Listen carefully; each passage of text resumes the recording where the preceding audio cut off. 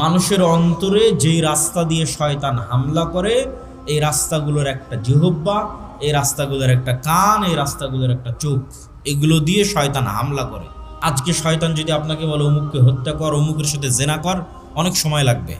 এই প্ল্যান করে বাস্তবায়ন করতে অনেক সময় লাগবে।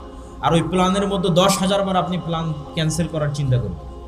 কিন্তু এই যে নির্বাচন চলতেছে, অমুক নেতার দুর্নাম, তুমুক নেতাকে গালি, এগুলো দিতে কখনো একবার দুইবার ভাবা লাগে, চিন্তা করা লাগে?